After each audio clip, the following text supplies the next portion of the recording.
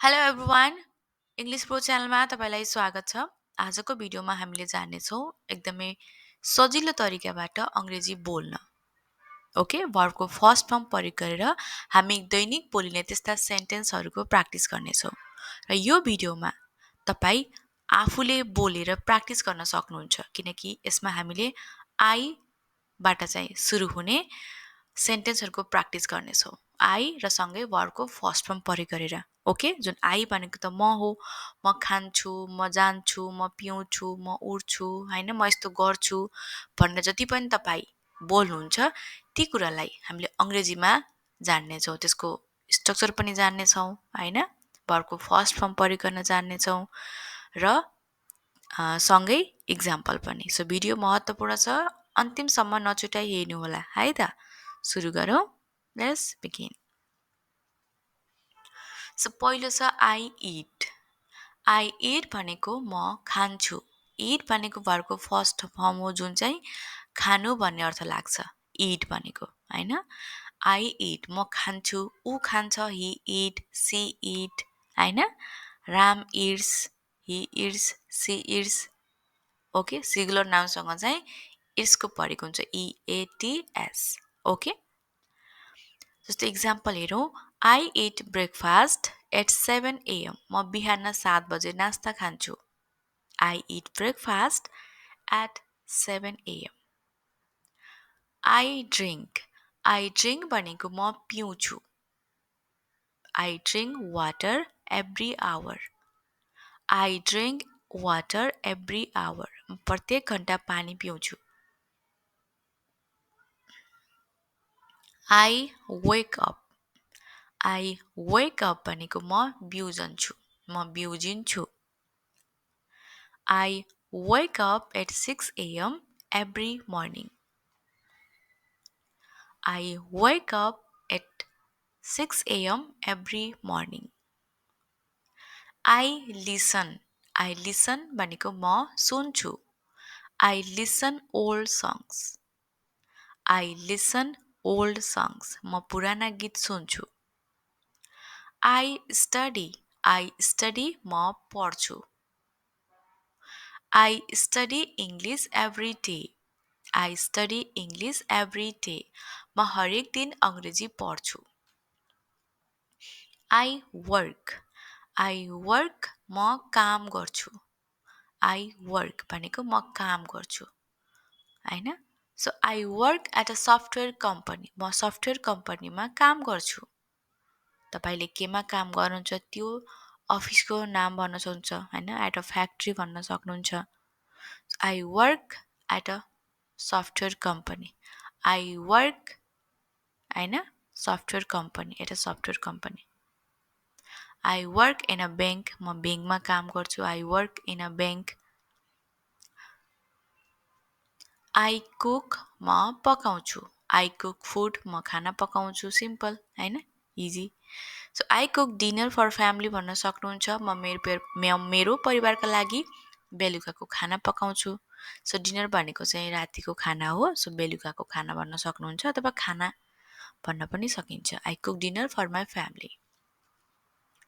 I exercise म व्यायाम गर्छु। I exercise every morning. I exercise every morning, म हरेक बिहान व्यायाम गर्छु। ओके, आई क्लिन भनेको म सफा गर्छु। I clean my house on विकेन्ड्स।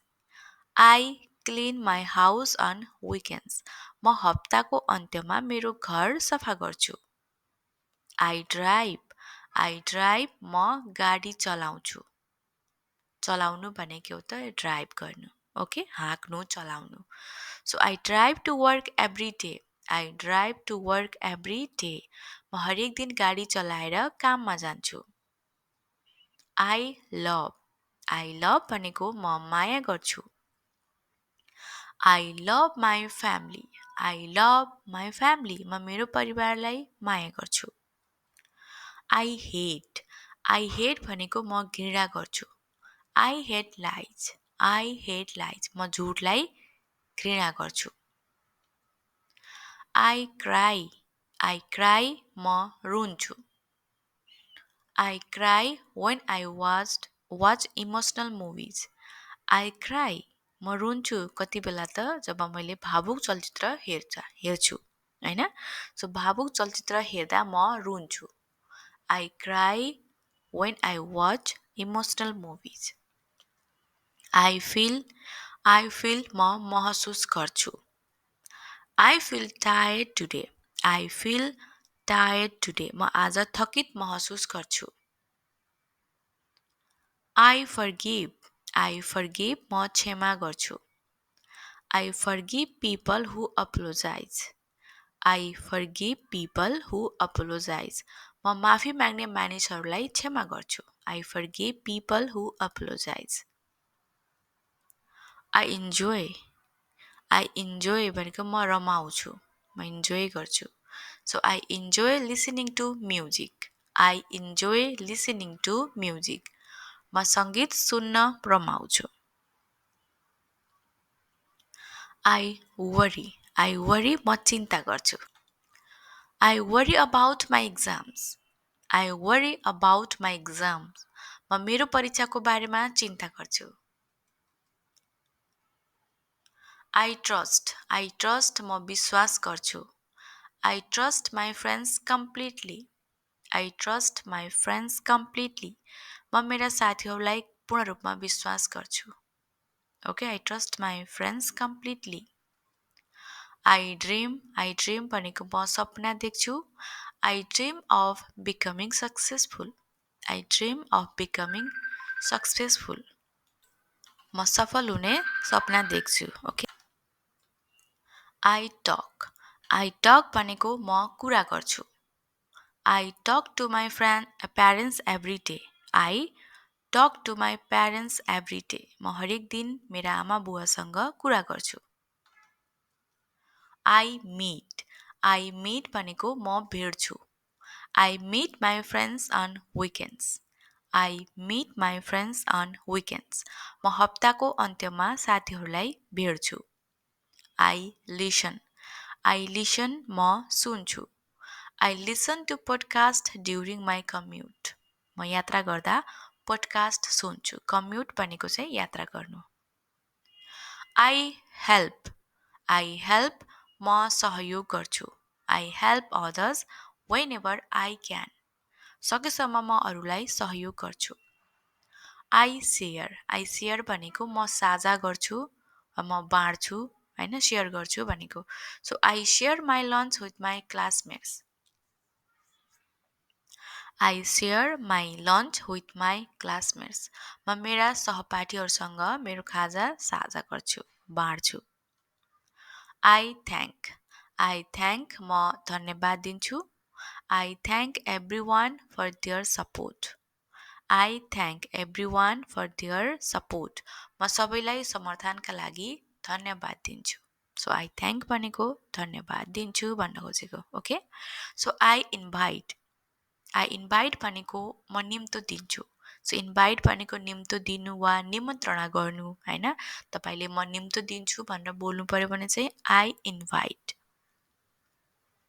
So example हेरौँ. I invite my friends to my birthday party. I invite my friends to my birthday party. म मेरो जन्मदिनको पार्टीमा साथीहरूलाई निम्तो दिन्छु वा निमन्त्रणा दिन्छु. ओके, तपाईले के भन्नुहुन्छ? सो दुईटैकोलाई तपाईले इन्भाइटको प्रयोग गर्न सक्नुहुन्छ.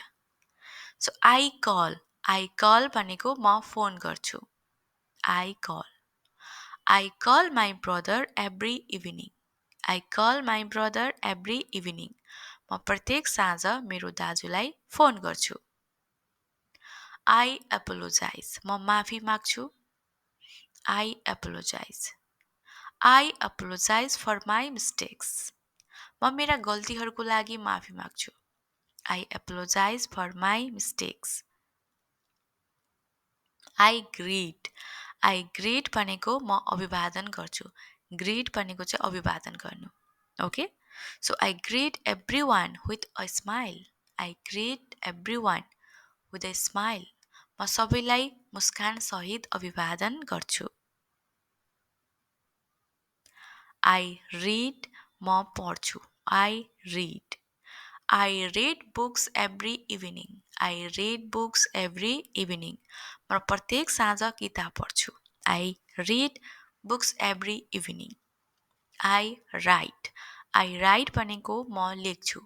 I write emails at work. I write emails at work. म काममा इमेल लेख्छु. I learn. I learn म सिक्छु. I learn new skills in my free time. I learn new skills in my free time. म फुर्सदको समयमा नयाँ सिपहरू सिक्छु. I teach. I teach म पढाउँछु. I teach English to children. म बच्चाहरूलाई अङ्ग्रेजी पढाउँछु. I type. I type भनेको म टाइप गर्छु. I type documents on my computer. I type documents on my computer. म मेरो कम्प्युटरमा कागजातहरू टाइप गर्छु. I build. I build भनेको म बनाउँछु.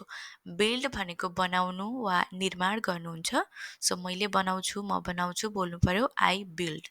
I build software applications. म सफ्टवेयर एप्लिकेसनहरू बनाउँछु. I fix. म मर्मत गर्छु. I fix. I fix my bike when it breaks. I fix my bike when it breaks. म मेरो बाइक बिग्रिँदा मर्मत गर्छु. I design. I design भनेको म डिजाइन गर्छु. I design graphics for websites. I design graphics for websites. म वेबसाइटहरूको लागि graphics design गर्छु. I manage. म व्यवस्थापन गर्छु. I manage. I manage a team of 10 people. म 10 जनाको टोली व्यवस्थापन गर्छु. I manage a team of 10 people. I earn. I earn भनेको म कमाउँछु. I earn enough to support my family. I earn enough to support my family. म मेरो परिवारलाई सहयोग गर्न पर्याप्त कमाउँछु. I travel. I travel म यात्रा गर्छु. I travel to different countries. I travel to different countries. म विभिन्न देशहरूमा यात्रा गर्छु. I shop. I shop म किनमेल गर्छु. I shop online for clothes. I shop online for clothes. म अनलाइनबाट लुगा किनमेल गर्छु. शप भनेको किनमेल गर्नुहुन्छ एज अ भर्ब. तपाईँले चाहिँ शप भनेको पसल पनि हुन्छ. ओके, सो तपाईँले प्रयोग गर्दाखेरि चाहिँ बुझेर यसलाई प्रयोग गर्नु होला. ओके, शपको अर्थ दुईटा हुन्छ. किनमेल गर्ने हुन्छ एउटा एज अ भर्ब र अर्को पसल. Okay. I wait. I wait म पर्खन्छु. I wait for my bus at the station. म स्टेसनमा मेरो बस पर्खन्छु.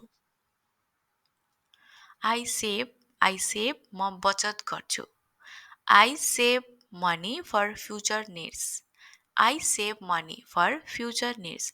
म भविष्यका आवश्यकताका लागि पैसा बचत गर्छु. I spend. I spend भनेको म खर्च गर्छु. हैन, खर्च गर्छु अथवा बिताउँछु भन्न खोजेको. Okay. I spend time with my family. म मेरो परिवारसँग समय बिताउँछु. समय खर्च गर्छु. हैन, तिनीसँग चाहिँ परिवारसँग समय बिताएर. I carry म बोक्छु. I carry my bag to school every day. I carry my bag to school every day. म हरेक दिन स्कुलमा मेरो झोला बोक्छु. I carry my bag to school every day. I open म खोल्छु. I open. I open the window in the morning. I open the window in the morning. म बिहान झ्यालहरू खोल्छु. Okay. So that's all for today. तपाईले यो भिडियोबाट verb सिक्नुभयो, कुन कामको लागि चाहिँ के वर्डहरू बोल्ने भनेर, हैन. सँगै हामीले इक्जाम्पल पनि जान्यौँ. तपाईलाई भिडियो मन पर्यो, राम्रो लाग्यो भने चाहिँ भिडियोलाई लाइक गर्नुहोला, सेयर गर्नुहोला. ओके. र नयाँ साथी आउनु भएको छ, च्यानललाई सब्स्क्राइब गर्नुभएको छैन भने सब्स्क्राइब पनि गरिदिनु होला. है त. Thank you so much for watching.